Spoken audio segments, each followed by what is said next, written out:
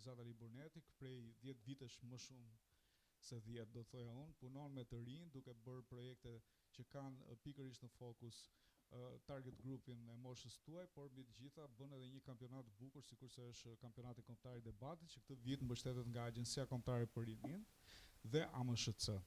Sot ndodhemi në Lushje, do të zhvillojmë fazën e debateve dhe debatin e fundit për sa i përket fazës rajonale.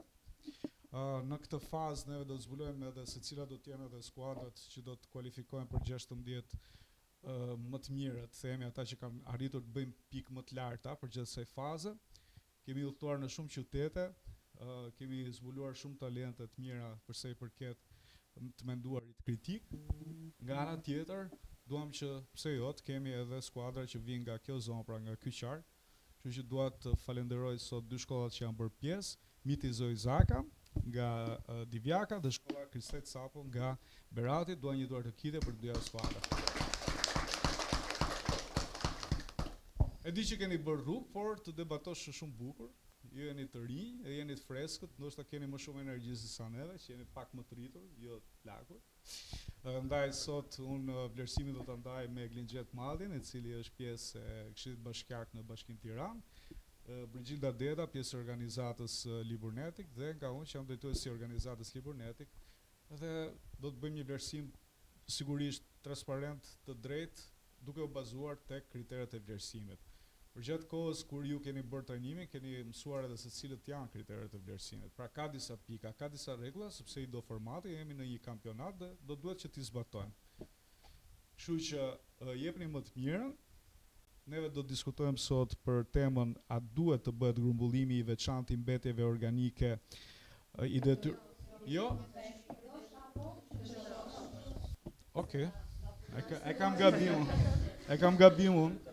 Pra tema do t'jetë të emigrosh ose të qëndrosh. Të zbulojmë tani se cilët janë dy qëndrimet që do të mbajnë skuadrat. Ma kanë shkuar gabim.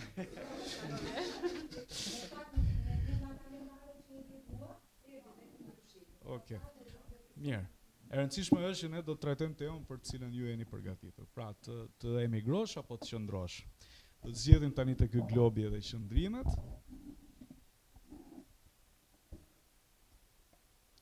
Edhe tjetër.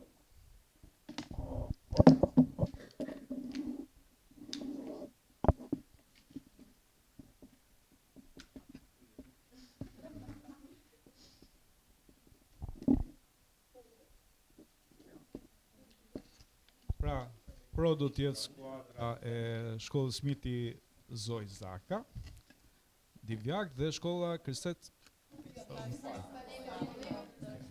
Atëherë, Kristet Sapo do të jetë pro dhe kundër do të jetë jemi në rregull. Miti Zoj Zaka, po.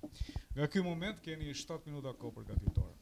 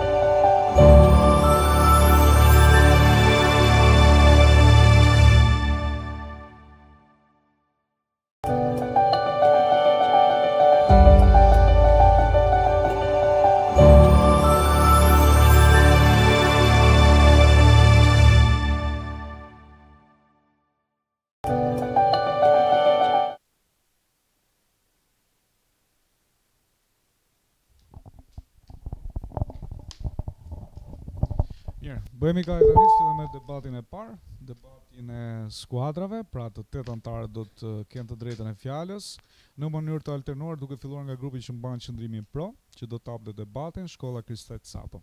Sukses. Përshëndetje Juria, përshëndetje skuadra kundërshtare. Unë jam Jessica Toska, vi nga Gjimnazia Kristet Sapo Berat dhe sot vi në rolin e lideres së grupit. Përpara se të nisim, ne duam të falenderojmë organizatin Liburnetik dhe të gjithë mbështetësit për këtë mundësi të dhënë. Atëherë sot jemi këtu për të debatuar për temën të emigrosh apo të shëndrosh. Skuadra jonë mbron qëndrimin pro emigrimit. Por, si fillim, ne duam të sqarojmë diçka. Ne nuk e shohim emigrimin si një aratisje apo braktisje, por si një lëvizshmëri humane drejt rritjes. Ka një shprehje që thotë, çdo specie në këtë planet emigron për të mbijetuar, por vetëm njerëzit e kanë gjykuar apo kriminalizuar këtë proces. Faleminderit. Po, përshëndetje edhe një herë, unë jam Kleopatra Bukur, jam lidera e gjimnazit Mitizoj Zaka Divjak. E vlerësoj shumë mendimin e skuadrës kundërshtare dhe dua të falenderoj edhe unë organizatën që po na vë të debatojmë për një situatë që është shumë aktuale në Shqipëri, pasi emigrimi është një nga fenomenet më të shpeshta në Shqipëri, por gjithashtu edhe po rrezikon zhvillimin e Shqipërisë. Jo për shkak të një fenomeni shumë të njohur që ne mund ta quajmë brain drain, pra ikja e trurit. Emigrimi në Shqipëri po e lë vendin në prapambetje, sepse kur njerëzit më të kualifikuar dhe të arsimuar si inxhinierët, mjekët dhe sipërmarrësit, kjo çon në prishin e shtyllave jo vetëm të ekonomisë, por gjithashtu drejt për drejt edhe në prishin e shtyllave të shoqërisë. Këto individ të arsimuar janë ata që mund të sjellin inovacionin, mund të sjellin bizneset e reja dhe janë ata që garantojnë të gjithë mbarvajtjen e shërbimeve. Me ikjen e tyre krijohet një rreth vicioz. Sa më shumë njerëz të arsimuar largohen, aq më shumë pak zhvillim ka dhe kjo shtyn edhe më shumë njerëz të tjerë që të largohen. Pra jemi në një rreth vicioz që po e çon Shqipërinë drejt të rënimit. Dua të përmend një rast që neve Përshëndetje, gjithashtu ju falenderoj për argumentat e parashtruar, por emigrimi është një mundësi e artë për Shqipërinë dhe për të krijuar stabilitet financiar në Shqipëri, sepse siç e thatë dhe ju është një ndër temat më aktuale, por s'duhet të harrojmë se edhe në Shqipëri ekziston një proporcion i madh midis pagave dhe kostove të jetesës. E mbështes të argument duke u bazuar në një statistik nga Instat, ku raporton se paga minimale në Shqipëri fillon nga 500 euro. Ndërsa Eurostat raporton se në Bashkimin Evropian paga minimale fillon nga 600 euro deri në 2700 euro. Ndryshe nga vendet e Bashkimit Evropian, gjithashtu duhet të përmendim se edhe emigrimi në prodhimin e brendshëm bruto të Shqipërisë përbën 8.6% dhe është burimi kryesor i të ardhurave për 1 në 4 familje shqiptare. Dhe ne si të rinj besoj se jemi më aktual dhe pranojmë të gjithë se nëse do na bëjnë një pyetje, do emigronim.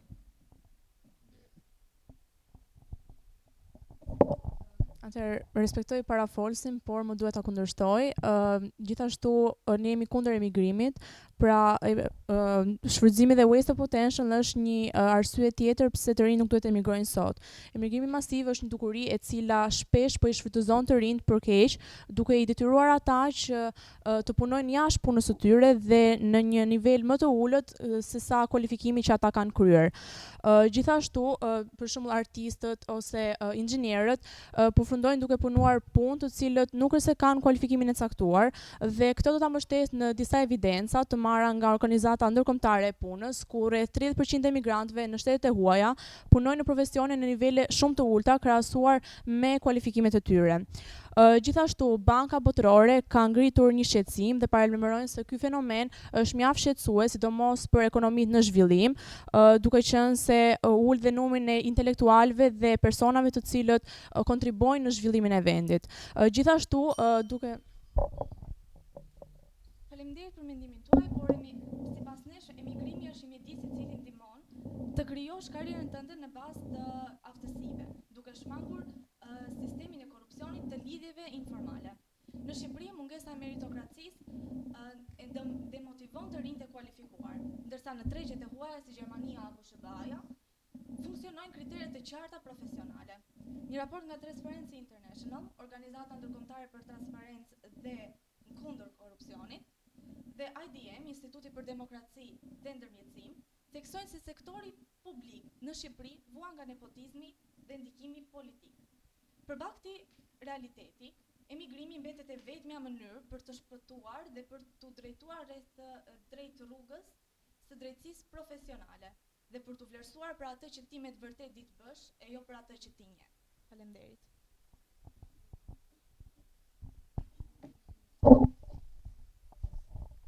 Emigrimi është mirazh ekonomik. Kjo përdorimi i kësaj metafore konsiston në pasqyrimin e realitetit të vërtetë të emigrimit, siç është kosto e lartë jetese, kur njerëzit emigrojnë ata përballen me qiratë të larta, me faturat e energjisë të larta, me ushqime dhe transport të lartë. Madje përballen dhe me pasiguri pune, duke lidhur kontrata të përkohshme, ato nuk marrin siguri. Vështirësi integrimi, gjuha, dokumentet dhe kultura krijon pasiguri tek emigrantët. Kursimet të vogla, edhe pse pagat janë të larta, ajo çfarë mbetet në fund të muajit pas shpenzimeve është e vogël. Humbja e kapitalit të rrjetit familjar, duke humbur këtë kapital, shumë emigrantë detyrohen që fëmijët e tyre të çojnë drejt një kujdesi social përkundrejt një shumë monetare. Sipas të dhënave të Eurostat të vitit 2023, një emigrant shpenzon mesatarisht nga 45 deri në 60% të pagës së tyre nete për faturat e energjisë dhe për qirat. E ndërkohë, në Shqipëri mbi 80% e familjeve jetojnë në shtëpi që izolojnë vetë duke eliminuar këto kosto. Dhe sipas një raporti të OECD-s të vitit 2024 tregon se në vende si Zvicra dhe Mbretëria e Bashkuar, emigrantët shpenzojnë nga 1500 deri në 2000 euro në muaj për kujdesin social të fëmijëve të tyre. Ndërkohë në Shqipëri mbulot nga rrjeti familjar. Ju falenderoj shumë për mendimin tuaj, por ne vazhdojmë të mbajmë qëndrimin pro, sepse mendojmë se emigrimi shërben si një shkollë për sipërmarrjen, ku të rinjt fitojnë kapitalin dhe dijen e nevojshme për të transformuar ekonominë lokale.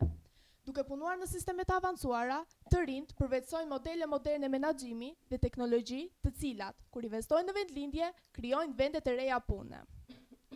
Sipas Bankës Botërore dhe Organizatës për Bashkëpunim dhe Zhvillim Ekonomik, emigrantët kontribuojnë me më shumë se thjesht para. Ata sjellin teknologji dhe standarde të reja.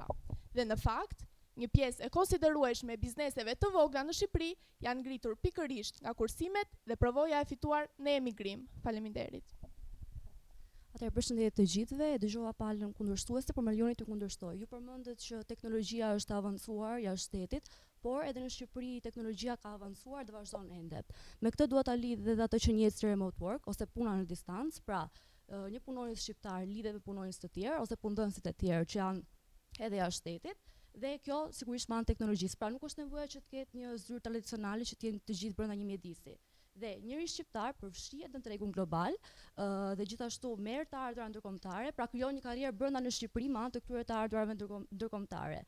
Dhe kjo shmang vështirësitë e emigracionit patjetër, dhe dua të theksoj që dhe sipas Instatit tregohet që numri të rinjve që punojnë në sektorin e shërbimeve teknologjisë sot në Shqipëri është në rritje. Dhe kjo tregon se tregu digjital po e zëvendëson patjetër largimin fizik nga Shqipëria. Pra, këta të rinj shqiptar përdorin këto të ardhura ndërkombëtare duke përfshirë në tregun global dhe jo që investon vetëm te vetja e tij, por sigurisht për Shqipërinë dhe këtu në Shqipëri. Faleminderit. Doja të thoja dhe më vazhdoj të mbaj qëndrimin pro emigrimit, sepse emigrimi nuk është vetëm për arsye ekonomike, por një investim jetësor në kapitalin njerëzor dhe zhvillimin personal. Jetesa në një mjedis multikulturor i bën të rinj të jenë më të adaptueshëm, më mendjehapur dhe u jep aftësi gjysore dhe ndërkombëtare që tregu i sotëm global i kërkon. Studimet në programet si Erasmus tregojnë se studentët me përvojë jashtë vendit janë më bashkëpunues dhe kreativ. Ky nuk është një humbje, pasi këta studentë po sjellin me vete ide inovatore që janë jetike në progresin e çdo shoqërie moderne. Faleminderit.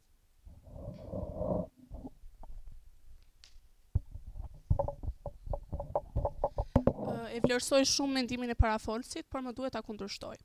Atëherë me sa po shoh, ju po flisni vetëm për zhvillimin individual, por ama duhet të shohim pak edhe zhvillimin apo identitetin e Shqipërisë. Me largimin e të rinjve apo të qytetarëve në përgjithësi, vjet re humbja e identitetit shqiptar. Ata mundohen të adaptohen në vendet ku drejt të cilave ato shkojnë, por harrojnë në fakt kultura, traditat dhe gjuhën shqiptare. Por ç'do të ndodhë me Shqipërinë? Kjo është një kosto vërtet e madhe për vendin tonë. Jo vetëm që mohon, le të themi arritjet e të parëve, por gjithashtu do të sjellë pasoja negative edhe për të ardhmen. Në këtë mënyrë do të vizë zbehja e identitetit tonë.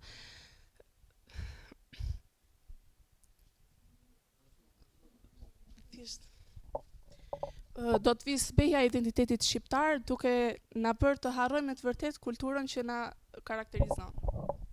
Ju falenderoj për argumentet, por unë do të cek pjesën e shëndetësisë. Një nga arsyet se pse njerëzit emigrojnë është e pjesa e shëndetësisë.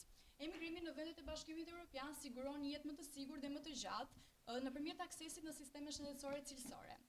Shohim se diferenca në financimin e shëndetësisë në vendet e Bashkimit Evropian përkthehen në staf më të kualifikuar, teknologji më të mirë dhe në parandalim efikas të sëmundjeve. Sipas Eurostat, vendet e Bashkimit Evropian shpenzojnë mesatarisht 10% të prodhimit të brendshëm bruto të tyre, krahasuar me atë në Shqipëri që është 5 deri në 7%.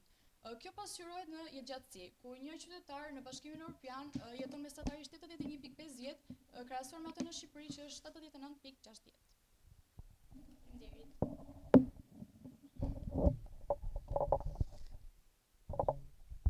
Përshëndetje, vlerësoj argumentin tuaj, por do të ndohet ta kundërshtoj. Ju flisni për shëndetësim, por si mund të jetë një individ, si mund ta përdori këtë shëndetësi, pra si mund të jetë pjesë e tij nëse ai nuk ka të ardhurat e tij për të qenë pjesë, pra për të marrë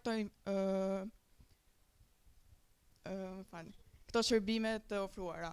Pra, argumenti im është që qëndrimi në Shqipëri ofron një hyrje më të shpejtë në tregun e punës. Atëherë, për shkak të emigrimit për të cilin ne po flasim, në Shqipëri kemi një mungesë shumë të lartë të fuqisë punëtore, pra kemi një konkurrencë shumë të ulët, gjë që rrit kërkesën e punëtorëve dhe mund të ndihmojë shumë individët pa pasur nevojë për të konkuruar, siç e thash, siç kemi në vendet e jashtme, ku individi ka një mundësi shumë më të ulët të marrë pjesë në profesionin që ai kërkon, pasi individi ka mundësi shumë të pakët për të zgjedhur profesionin e tij në bazë të pëlqimeve dhe të aftësive të tij.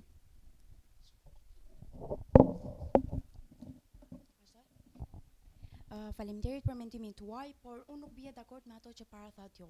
Sepse të emigrosh mund të sjellë një mundësi më të mirë për të zhvilluar veten. Po ashtu dhe politika sociale ndërhyjnë në këtë. Sipas studimeve të fundit, sipas Eurostat, thuhet se BE-ja jep 30% të GDP-së së tij për problemet sociale, gjë e cila në Shqipëri kjo nuk ndodh. Pra, ne na bën kjo që ne të jemi më mbas se vendet europiane, edhe pse ne duam të hyjmë në vendet europiane, ne nuk mundemi të futemi në vendet europiane për këtë lloj arsyeje. Shoqëria jonë nuk është se ndihmohet në ndihma sociale. Po ashtu kjo gjë na bën neve të ndihemi edhe më të ulur ndaj Bashkimit Evropian. Një shembull konkret mund të jetë se në vendet e BE-s, kur një nën lind një fëmijë ose sill një pasardhës të ri, ai fëmijë ndihmohet nga shteti rreth 1 viti dhe nëna qëndron me fëmijën rreth 1 viti. Po ashtu çdo fëmijë merr çdo muaj ndihma sociale. Faleminderit. E vlerësoj shumë mendimin tuaj, por më duhet ta kundërshtoj. Emigrimi nuk duhet parë vetëm si një bilanc ekonomik pozitiv, sepse ai mbart një kosto emocionale shkatruese, e cila e gryen bërthamën e individit. Nga ana emocionale, individi përballet me ndjenjën e vazhdueshme të mallit dhe humbjes së identitetit. Më pas, nga ana sociale, ne vetë po dëshmojmë se si po shpërbëhet familja tradicionale, ku fëmijët po detyrohen të rriten në mungesë të modelit prindëror. Sipas një studimi të psikiatrit spanjoll Josep Azotegi ka identifikuar atë që njihet si sindroma Uliksit, ku emigranti nuk vuan nga një çrregullim i thjesht mendor, por nga një zi patologjike e shkaktuar nga këto 7 humbje, që është vendi, familja, gjuha, kultura, grupi i përkatësisë, statusi social dhe siguria fizike. Dhe sipas UNICEF dhe Save the Children, fëmijët e prindërve emigrant shfaqin nivele më të larta të stresit, ankthit dhe kanë rezultate më të ulta akademike. Gjë që vërteton që sa do rimitancat mund të jenë një ndihmë shumë e mirë ekonomike, ato kur nuk mund ta zëvendësojnë modelin prindëror. Faleminderit. Atëre, duke thënë paraforses, nuk të harrojmë që intimiteti nuk ka vlerë nëse individit nuk i plotësohen kushtet e jetesës. Dhe skuadra kundërshtare është përpjekur të na bindë se të rish është detyrë patriotike. Por e të flasim hapur, a quhet patriotizëm? Të pranosh një sistem ku meritokracia quhet nga nepotizmi? Ata thonë se jashtë është vështirë, po ne themi se është më dinjitoze. Të sfidohesh në një treg i huaj konkurrues, se sa të ngelesh pengë një shteti ku nuk të ofrohet as siguri shëndetësore dhe as stabilitet social. Ju e quani ike, Ne e quajmë kërkim të dinjitetit.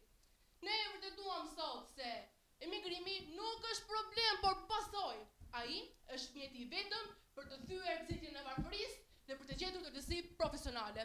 Treguam se si përvoja ndërkombëtare mund ta kthejë një të ri në një lider dhe sipërmarrës, i cili nesër mund të sjellë në Shqipëri kapitali dhe dijen që ky vend sot për fat e keq nuk e prodhon dot.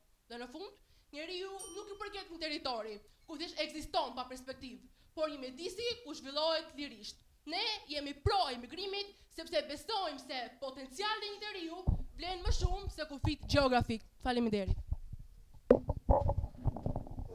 Falenderoj të gjithë argumentat e grupit kundërshtar, por më duhet që t'i kundërshtojmë. Si një pasqyrë të gjithë argumentave të grupit ton, ne kemi dalë në përfundimin që emigrimi nuk është zgjidhja më e mirë, por zgjidhja më e lehtë. Të lesh vendin nuk do thot vetëm të lesh të afërmit e tu, po do thot të lesh kontributet dhe vlerat që ti ke si një individ, të largohesh për një jetë më të mirë. Ti largohesh, shoqja jote largohet, familja jote largohet. Po jetën këtu në Shqipëri, kush do ta bëj? Kush do ta përmisoj?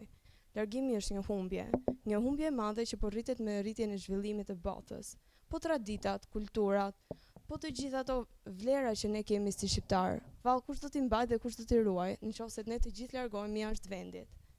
Pra, ne duhet të jemi të parët të cilët e kundërshtojmë këtë largim, dhe të qëndrojmë në vendin tonë për ta përmirësuar, po të patur një të ardhmë më të mirë, jo vetëm për veten tonë, por për të gjithë, për fëmijët tonë, për familjet tona dhe për të gjithë brezat e ardhshëm. Pra, emigrimi është humbja më e madhe që mund të ketë një vend.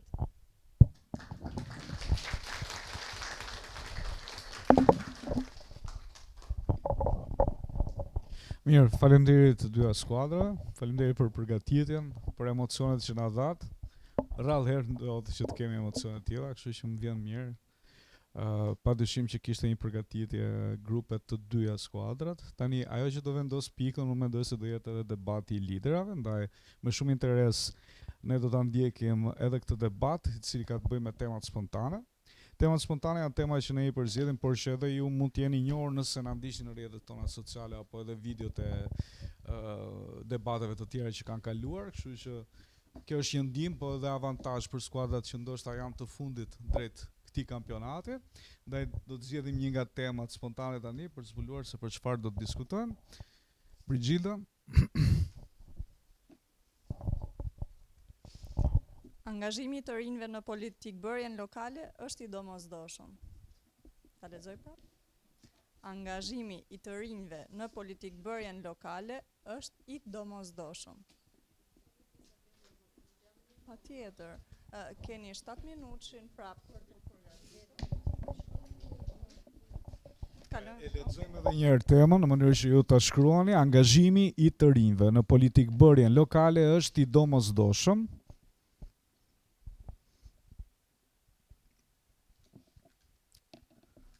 Kur flasim për politikbërjen lokale, nuk flasim për politikën në tërësi, flasim për politikat që i takojnë në komunitetet, pra bashkisë apo rajonit të rrethit ku ne jetojmë, që do të thotë ato ndryshimet, nevojat, rregullimi një rruge, sistemimi një shkolle, domethënë këto janë disa nga shembujt që mund të cekim apo mund të trajtojmë për gjatë temës. Pra, largoni nga politika në nivel qendror, pra nuk është ajo, pra nuk flasim për personazhet, nuk flasim për politikanët, flasim për politikbërjen lokale. Flasim se sa e rëndësishme është përfshirja juaj në vendimarrjet, pra. Okej, është e qartë tema se na ka ndodhur që shpesh e ngatrojnë këtë lloj teme. Pra flasim për strukturat rinore, flasim për sistemin mundësitë që ofron bashkia e vendit ku ju jetoni. Nuk ka filluar 7 minutë, rini të qetë. Mos shkruani gjë, është e rëndësishme që tema të kuptohet.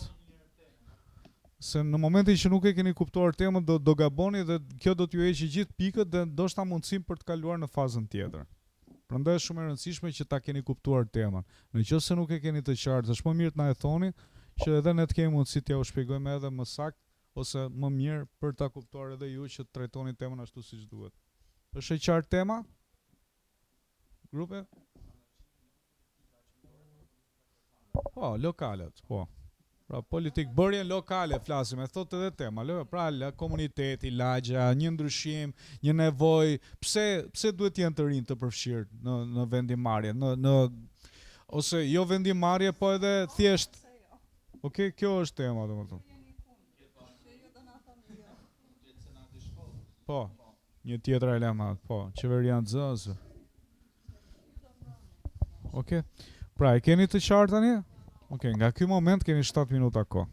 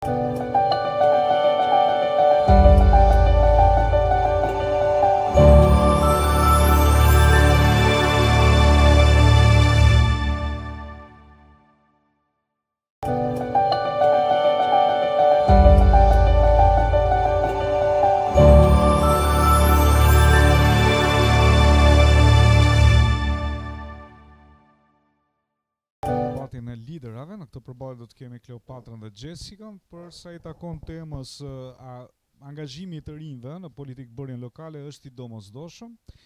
Pro do të jetë Kleopatra, kundër do të jetë Jessica. Do të filloj skuadra që mban pikërisht qëndrimin pro, kështu që ju uroj shumë suksese, nga 2 minuta për 4 ndërhyrje në total.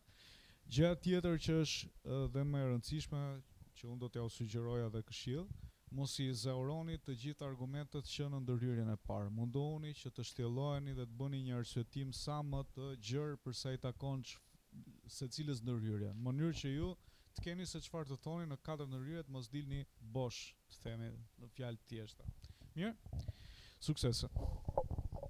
Përshëndetje edhe një herë, do të diskutojmë për temën angazhimit të rinjve në politikbërjen lokale dhe ne mbajmë qëndrimin pro. Dua ta nis me shprehjen që kemi të paraqitur tek baneri, leave no one behind. Pjesë e këtyre jemi dhe ne të rinjt. Pra, dhe në politik, kjo shprehje është aktuale, leave no one behind. Askush duhet të mbetet pas. Të rinjt e njohin dhe e shohin politikën me një sy të ri, duke shmangur modelet e vjetra politike që, siç e shohim, nuk i kanë sjellë asnjë të mirë Shqipërisë. Shqipëria është në një prapambetje dhe në një pasiguri politike me ndrimin e pushteteve dhe që nuk po i sjell asnjë të mirë pra Shqipërisë. Duke sjell një sy të ri, ato janë pjesa që do të ndikohen më shumë nga kjo politikë, se politika është për të ardhmen dhe të rinjt janë e ardhmja e vendit tonë. Nëse ato nuk marrin pjesë në këto politika, atëherë kjo ardhmje është shumë e pasigurt për këto, nuk do të bazohet në kërkesat dhe në nevojat e tyre. Kemi një shembull në Finland. Finlanda është një nga vendet me rating më të lartë të lumturisë në botë, por gjithashtu edhe ato kanë përfaqësimin më të madh të rinjve në politikë, pra kanë numër më të madh të rinjve në politikë. Dhe këto të rinj kanë ndihmuar në realizimin e platformave si në arsim, si në mbrojtjen e trashëgimeve natyrore, duke qenë se ato janë pjesë aktuale dhe lokale dhe i njohin më mirë këtë problematika dhe si e tillë ato kanë ndihmuar në hartimin e këtyre planeve dhe reformave, duke i sjellë përmirësim Finlandës në çdo aspekt, si në aspektin ekonomik, si në aspektin shoqëror, duke përmirësuar arsimin dhe politikat lokale. Atëherë përshëndetje përsëri, dua të falenderoj liderin e grupit kundërshtar për argumentat e paraqitura, por ne si grup vazhdojmë të mbajmë qëndrimin kundër temës dhe kundër angazhimit të rinjve në politikë, bërjen lokale, dhe ne mendojmë se nuk është i domosdoshëm që të rinjt të angazhohen në politikë bërje. Unë mund të marr një eksperiencë personale si një e reaktive, kam vënë re që të rinjt nuk janë shumë të interesuar për pjesën e politikës dhe nuk janë mjaftueshëm të informuar, dhe ne mendojmë se këta të rinj fillimisht përpara se t'i angazhojmë në politikë bërje, t'i trajnojmë rreth temave që kanë lidhje me angazhimin me politikën. Dhe pse do jetë një rrezik për të rinjt të përfshirë në politikë bërjen lokale, sepse të rinjt, siç e dimë, nuk kanë kompetencat e duhura dhe mund të jenë lehtësisht të manipulueshëm nga institucionet ose diçka tjetër. Faleminderit. Atëherë, dëgjova që ti the që të rinjt nuk kanë interes. Kjo nuk mund të përgjithsojmë një grup të rinjsh në saj të një ose dy vetave që nuk kanë interes, sepse edhe gjithë prindërit tanë, jo secili nga ata kanë interes në politikë, por ama politikanët prap përbëhen nga kjo grup mosh. Unë për shembull jam e para që kam interes të përfshirem në politikë, por fatkeqësisht është ajo që the ti, nuk ka resurse. Por do t'i lejojmë neve mungesën e reformave dhe planeve nga qeveria jonë të pengojë të rinj të përfshihen në politikë, ku ato kanë të drejtë të përfshihen. Ti the që nuk kanë modele ku të trajnohen, se nuk kanë shkolla nuk i trajnon, nuk ka programe për të trajnuar këto të rinj, por ja ku kemi programin Read the Beach, na ndihmon neve të qartësohemi si në sajt temave shumë aktuale, që është kjo që po diskutojmë ne sot, pra na ndihmon mendimin kritik që ne nesër pas nesër mund ta përdorim në vetë politikë bërjen tonë lokale. Pra nuk është e thënë që qeveria na i siguroj këto resurse, por ka shumë fondacione të tjera ose organizata që na ndihmojnë në zhvillimin e aftësive të rinjve.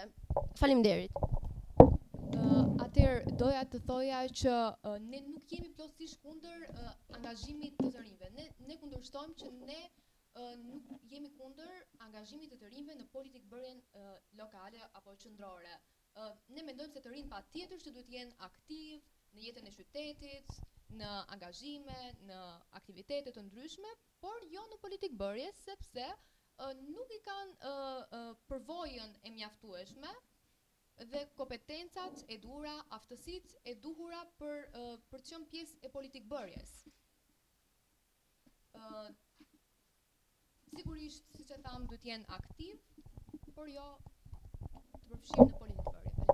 Atëherë, përveç se kundërshtove pak veten dhe përmende një argument që e ke përmendur më parë, atëherë ne kemi rastin konkret që Francis ka qenë pjesë e një organizate rinore dhe Pelicans që e kanë krijuar vetë, dhe kjo gjatë pjesës që kjo organizatë ka qenë aktive, ka ndihmuar në shumë projekte që janë ndërmarrë në bashkinë tonë, kryesisht në lidhje me natyrën dhe me aktivitete, organizimin e aktiviteteve të ndryshme që ti e the që të rinj duhet marrin pjesë, por kush do i nxjisë këto aktivitete, kush do japi idetë për këto aktivitete? Pikërisht ne të rinj, prandaj duhet marrim pjesë në politikëbërjen lokale. Dhe ne e qartësuam fillim temën që nuk është thjesht politikëbërja lokale në mënyrën siç ju e mund ta mendoni në pjesë duke marrë pjesë në një parti, por është edhe tek senati i shkollës. Për shembull, ne kemi dhe një rast tjetër konkret ku neve, duke qenë se jemi të rinj dhe jemi të gjithë pjesë e një komuniteti në shkollë, ne jemi më të aftë të identifikojmë problematikat të ndryshme që kemi në shkollë, siç ka qenë rasti ku duhej një ndihmë monetare për një shokun ton të afër, pra këtu shprehim edhe empati simpati që shpesh politikanët ton nuk e kanë, por veprojnë vetëm me mendime robotike. Neve kemi mbledhur një fond për të ndihmuar këtë pjesë të shoqërisë që kishte nevojë për ndihmë. Pra ne kemi identifikuar një problem real dhe kemi gjetur një zgjidhje reale, ndryshe nga politikanët që mund të merren me probleme më të mëdha sa për fushatat e tyre dhe shpesh që i lëm pas për këto probleme më të vogla, por që janë probleme që na prekin më shumë në jetën e përditshme. Faleminderit. Ne mendojmë se të rinjt janë të ndikuar nga rrjetet sociale, nga trendet, nga figurat publike dhe nuk janë mjaftueshëm kompetent për të qenë të qëndrueshëm dhe për të mbajtur qëndrimin e tyre. Kjo vjen nga mos përvoja e tyre, sepse duke qenë se janë shumë të rinj. Po, atëherë ti përmendë ndikimin nga rrjetet sociale. Pikërisht unë e përmenda këtë, pra ne të rinjt e shohim botën në një mënyrë me një këndvështrim të ri, edhe me ndikimin e rrjeteve sociale, ne mund të marrim ide të reja, shohim në këndvështrime të reja dhe të hasim dhe të kemi një horizont më të shpërndarë që këtë na e mundson edhe rrjetet sociale siç ti e përmende. Duke përfshirë të rinj në politikë, neve po mësojmë kaq shumë kësaj demokracisë që ne mendojmë se e kemi, por duke lënë rinin jashtë politikës, nuk mendoj që do arrijmë kurrë demokracinë, duke qenë se ato janë një nga pjesët më të rëndësishme që përbëjnë të ardhmen e vendit tonë.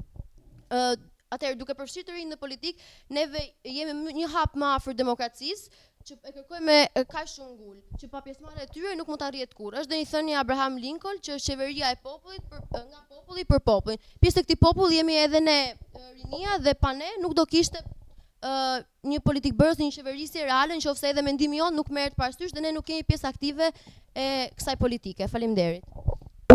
Atëherë për përmbytje dua të theksoj argumentat e mi kryesor, siç e tham, patjetër që të rinjt duhet të jenë aktiv, por jo të angazhuar në politikbërjen lokale, sepse nuk janë mjaftueshëm të informuar, nuk kanë kompetencat e mjaftueshme dhe për një arsye të rinjt në moshën 18 vjeç nuk mund të votojnë. Pse është kjo? Sepse nuk janë mjaftueshëm kompetent. Kështu që ne mbrojmë qëndrimin ton që të rinjt nuk duhet në këtë moshë të jenë të angazhuar në politikbërje. Thjesht të qëndrojnë si të rinj aktiv.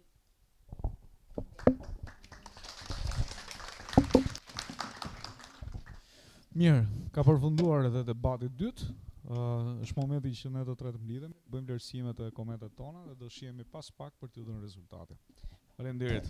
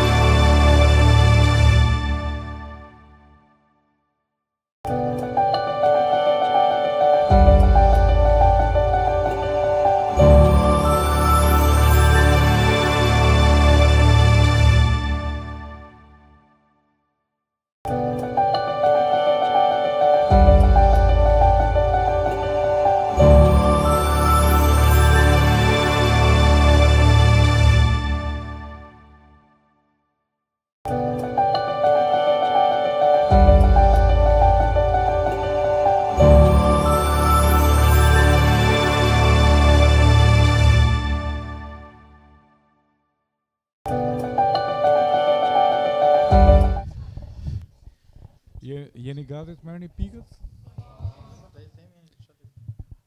A mendoni se dhat maksimumin?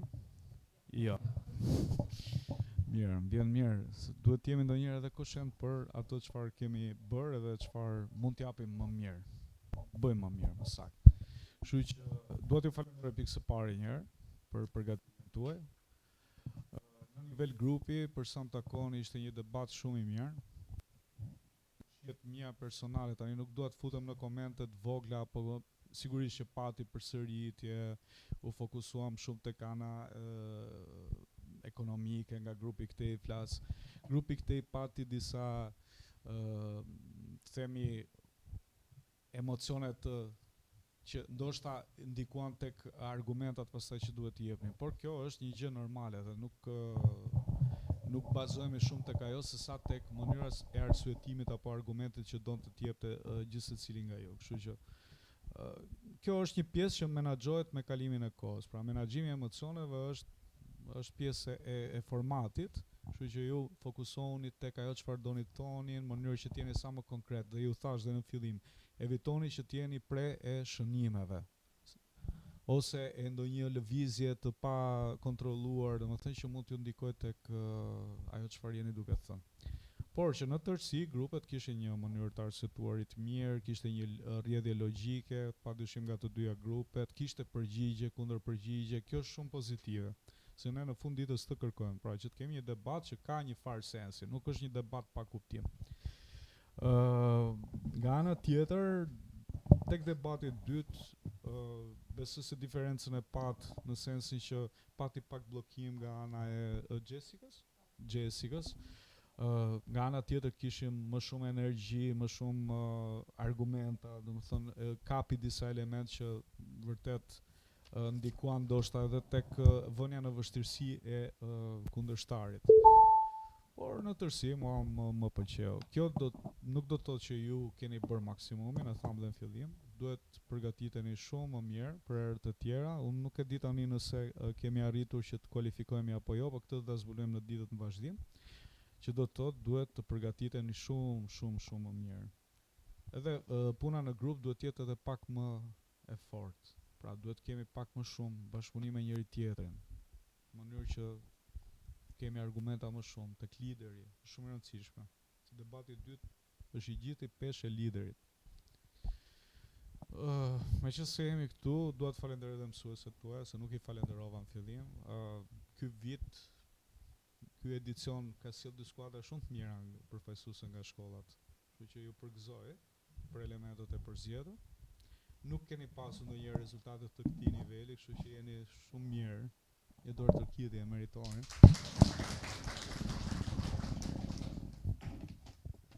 Dhe do t'ja lë fjalën tani dy kolegëve të mi, Glinxheti apo Brigjita. Përshëndetje të gjithëve. Shumë kënaqësi që t'ishim sot mes jush, sinqerisht shumë kënaqësi edhe faleminderit për përgatitjen që kishit bërë. Bravo ju qoftë. Sidomos në debatin e parë do i marr me radhë tani. Në 7 minutin që kishit nuk bëhet shumë punë në grup te debati i parë. Fillot secili duke shkruajtur dhe thash, do na përsërisin të njëjtin argument njëri pas tjetrit, por që ishit përgatitur. Kam vetëm një diçka të vogël vëmendje kur flet kundërshtari. Gjatë debatit parë më dut, ato shënime të shumë mirë bëhet që e ka lutë dhe bëhet atë kalimin që secili të jepte argumentin në bazë të kundërshtarit, por jo me fjalë, kemi vetëm me shkrim. Gjatë debatit dytë e morët vetën pastaj, por në debatin e parë nga dy anët kishte biseda të votë që jepja këtij, kaloja atij, shkruaj këtë, thuaj atë. Kjo është thjesht për ta pas parasysh për fazën e ardhshme nëse do jeni me ne. Ajo që ju tha dhe Niku në fillim për pjesën e mos u fokusoni vetëm te fletat. Një metodë shumë e mirë që mund t'ju ndihmojë dhe që ua kemi thënë dhe në trajnim është kur shkruani me pika. Shkruani 2-3 pika dhe ti e di që lexon atë pikën e formulon vetë mendimin. Kjo është ajo që ju bën pastaj edhe të mos ngesni, të mos ngatroheni. Mbylljen e debatit parë, kishim një mbyllje shumë fuqishme nga njëra anë dhe një mbyllje shumë të mirë prap nga ana tjetër, thjesht kjo ishte më e qetë pastaj, po që kushdo që donte t'i mbushej mendja për pro ose për kundër, mbyllja ishte shumë e mirë nga të dy palët. Sa i përket angazhimit të rinjve, unë duke qenë se jam edhe pjesë e Këshillit Kombëtar të Rinisë, më takon edhe ta cek pak që ishte edhe tema e tillë për angazhimin e të rinjve dhe mirë është që të jeni edhe të informuar. Besoj edhe mund t'i dini thjesht ndoshta edhe emocionet e gjitha bëjnë vetën. U përmendën organizatat, ne këtu jemi të një qendër rinore, mund ta përmendit.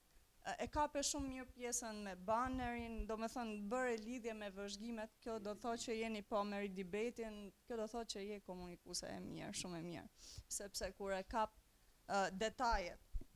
Por mirë është, keni këshilla vendor rinor, janë në çdo bashki, e mira është që të përmendeshin, janë diçka ndihmuese për ju. Nga ana tjetër, pala kundër mund thoshte pse te këshilli vendor rinor duhet jetë kryetari i bashkisë në krye dhe jo një i ri. Nuk e di, mund të luani me këto, që ta keni parasysh. Shkolla qendra komunitare pse është bërë? Është bërë që ju të futeni te këto projektet edhe që të angazhojeni, të mësojeni se si duhet silleni si qytetar në komunitet, pra jashtë shkollës.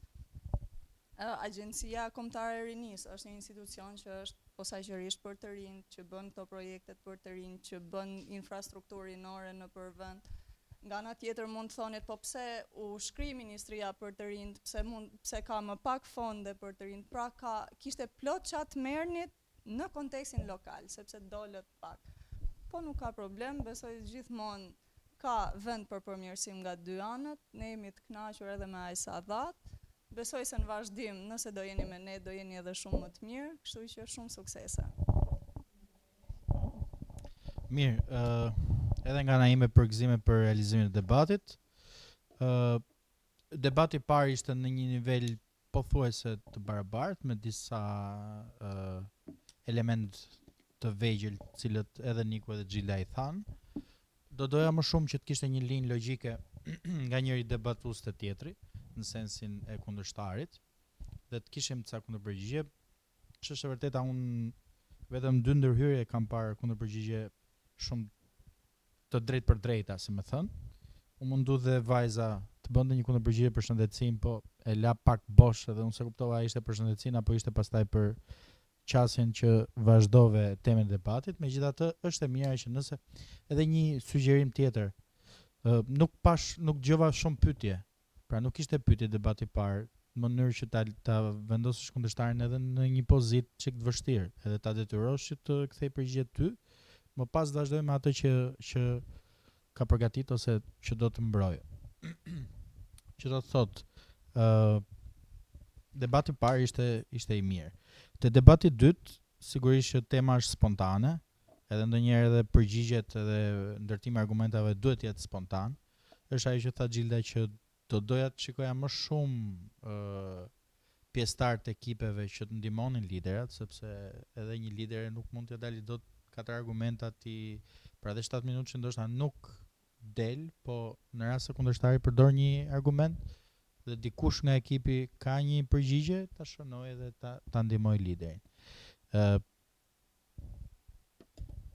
Kjo është për t'ju kundërpërgjigjur çik Xhildës se përmendi jo AKR-n e jo gjithë këto këshillat e tjerë. Nëse ju pyes për një trend në TikTok, jam i sigurt që mund ta dim. Dhe nëse u përmendën gjithë këto mekanizma dhe njohuria nuk ishte, tregon që edhe këto mekanizmat mbase nuk kanë ardhur deri te ju. Pra nuk është vetëm faji juaj sepse ju nuk e njihni, sepse shkolla qendra komunitare nuk funksionon ashtu. Kështu që nuk është përgjegjësi vetëm e juaj që nuk e dini që ka që kryetari i Këshillit Rinor Vendor është kryetari i bashkisë. Nuk e din gjithë, domethënë duhet të hulumtosh shumë, duhet bësh, duhet të them, e përmenda këtë trendit në TikTok me idenë që ka ca gjëra që ne vërtet kur janë i dim. Dhe këto AKR e Këshilla Rinore duhet bëheni çik in. Dhe që të bëhen in duhet që edhe ju të përfshiheni, patjetër, po dhe këto institucione që kanë t'i sjellin çik pranë jush. Kjo është kritik për institucionet, jo për juve.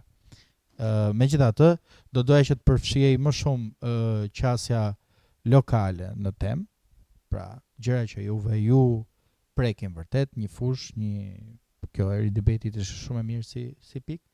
Nga ana tjetër do doja që të shihej një qasje se domethënë në një ndërhyrje e vujer edhe Klea, sikur i dhe pik kundërshtarit dhe the po ne nuk kemi që mos jenë aktive kështu ashtu, ti mund të kapje për shembull pjesën e kohës. Pra unë si rit duhet të fokusohem se duhet vazhdoj mjeksi, drejtësi, shkenca politike dhe nëse do merrem me politikë bërjen lokale, pra të shkoj aty te Këshilli Bashkiak i qytetit ose të bëj një takim në komunitet, për mua janë më pak orë studimi, fjala vjen. Pra një qasje sa më konkrete e juaja, domethënë nuk është nevoja ta çojmë ndonjëherë shumë larg situatën, po duhet ta përshtasim me gjën tonë. T'ja pikët? Po. Okej, mirë. Atëre për shkollën Kristaq Capo, më falni. Jam mbledhur 212 pikë. Edhe për shkollën Miti Zoi Saka 213 pikë. Gjithsesi në këtë fazë, siç e kemi diskutuar, nuk ka fitues ose humbës, pra fakti që një pikë është, domethënë ne kemi nga 100 pikë secili, llogariteni, edhe sikur unë bëj një diferencë ose dikush tjetër, ajo një pikë është thuajse i padukshëm. Kështu që nuk është se ka një disnivel midis dy ekipeve, ne e tham. Thjesht përgatituni për fazat e tjera, nëse do jeni në fazat e tjera, merrni seriozisht këtë. Shikoni edhe punën e liderit, edhe punën e ekipit, edhe punën e grupit, që të kombinoheni dhe të jeni në sinkron në përballjet që janë më të vështira në fazat e ardhshme, nëse do të jeni. Faleminderit nga ana ime. Mirë, faleminderit Glinxhet, faleminderit Brigjita. Edhe një herë pikët, shkolla Meti Zoi Zaka, Divjak do të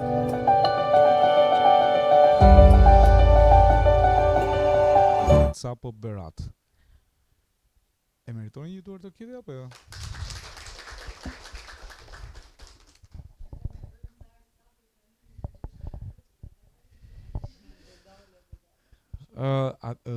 Të 16 skuadrat që kanë kaluar në fazën tjetër do publikohen këtë ditë, në mos sot të hënën maksimumi me siguri. Por me qënë se doni ta dini, unë do t'ja u them, ju jeni në 16. Por jeni te